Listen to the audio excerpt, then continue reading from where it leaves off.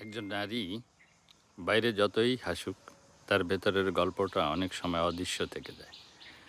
Depression, anxiety, একাকিত্ব, এই নীরব যুদ্ধগুলোই আজকের নারীর সবচেয়ে বড় লড়াই।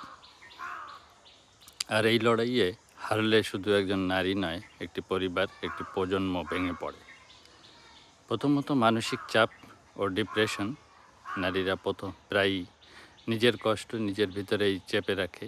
পরিবার, সম্পর্ক, দায়িত্ব সব সামলাতে গিয়ে নিজের মনটাকেই ভুলে যায়। কিন্তু মনে রাখতে হবে, আপনি ভেঙে গেলে আপনার চারপাশও ভেঙে যাবে।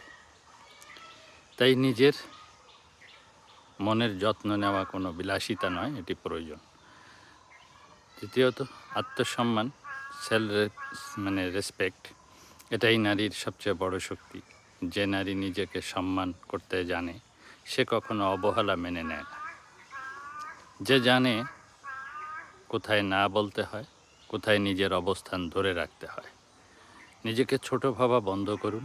আপনি কারো বিকল্প নন, আপনি নিজেই একটি মূল্য। তৃতীয়ত টক্সিক রিলেশনশিপ থেকে বের হওয়া। সব সম্পর্ক টিকিয়ে রাখার জন্য নয়। কিছু সম্পর্ক আপনাকে ভাঙে, ছোট করে, নিঃশেষ করে দেয়। সেখান থেকে বের হয়ে আসা দুর্বলতা নয়, বরং সবচেয়ে বড় সাহস। যে সম্পর্ক আপনার শান্তি কেড়ে নেয় সেটি ভালোবাসা নয়, এটি ফাঁদ। চতুর্থত একাকিত্ব ও ইমোশনাল সাপোর্ট। অনেক নারী মানুষে ঘেরা থেকেও একা। তাদের কথা শোনার কেউ নেই, বোঝার কেউ নেই। তাই প্রয়োজন একটি নিরাপদ জায়গা যেখানে নারী নিজের কথা বলতে পারে, কান্না করতে পারে, আবার নতুন করে দাঁড়াতে পারে। সবশেষে সেলফ লাভ এবং ইনার হিলিং। নিজেকে ভালোবাসা মানে নিজের ভুল মেনে নেওয়া, নিজেকে ক্ষমা করা এবং নতুন করে শুরু করা।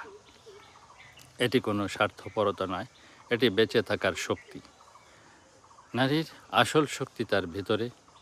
যে নারী নিজের মনকে জয় করতে পারে তাকে কেউ হারাতে পারে না। তাই আসুন, নারীকে শুধু শক্ত হতে বলি না, তাকে ভিতর থেকে শক্ত হওয়ার পথ দেখাই। কারণ একজন মানসিকভাবে সুস্থ নারী মানেই একটি সুস্থ পরিবার, সুস্থ সমাজ। তো বিষয়টি ভাববার, গভীরভাবে ভাববেন। বাঙালিয়ানা দর্শন থেকে, চর্চা কেন্দ্র থেকে আমি মনিরুল আপনাদেরকে বারংবারই একটা কথা বলি, যে কথাগুলো ভাববার।